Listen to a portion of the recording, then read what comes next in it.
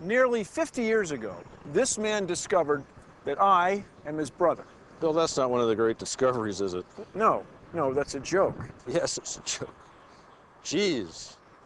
No, no, not G's. Genes. When we're conceived, we inherit the genetic characteristics of our parents. But how are those characteristics transmitted from one generation to the next? That's our first great discovery.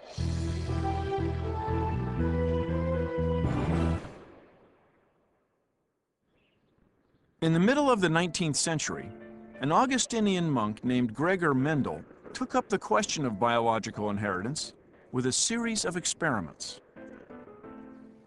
Mendel had a naturally inquisitive mind and a profound love of nature.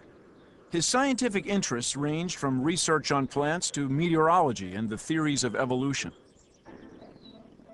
Working at a monastery in what is now the Czech Republic, Mendel started by crossbreeding different strains of garden peas, then observing the characteristics of their offspring. Why choose peas? He did it, he said, for the fun of the thing.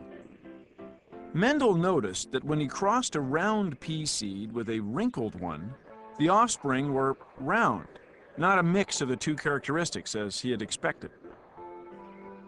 Yet when he bred the round pea offspring, that's where the mix appeared, and the second generation had both round and wrinkled seeds. He continued to experiment, trying to understand what kind of biological mechanism would cause certain characteristics to disappear in the first generation, only to reappear in the second. Then one day, Mendel counted the number of peas in the second generation that had the wrinkled characteristic. Exactly 1/4 of the peas were wrinkled. What Mendel observed in his experiments were the biological phenomena we now refer to as dominance and segregation, only Mendel didn't know it yet. Still, his experiments produced a curious set of facts which, as he said, forced themselves upon my notice. You see, no matter how he crossbred the various strains of peas, the hidden characteristics showed up, but only in 1/4 of the second generation. For Mendel, here was the breakthrough. For the first time, he could demonstrate that the traits of successive generations were inherited in certain numerical ratios. In other words, there were fixed laws of nature that governed heredity. With this insight, Mendel made the first great discovery in the science of genetics. Each inherited characteristic must be decided by a pair of what he called factors.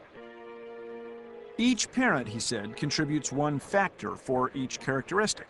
Certain factors are dominant and others recessive, depending on the combination of the factors the offspring inherits. And Mendel's factors are called genes. The term Mendelian trait is used to describe a characteristic caused by a single gene that sometimes reappears in 1/4 of the offspring.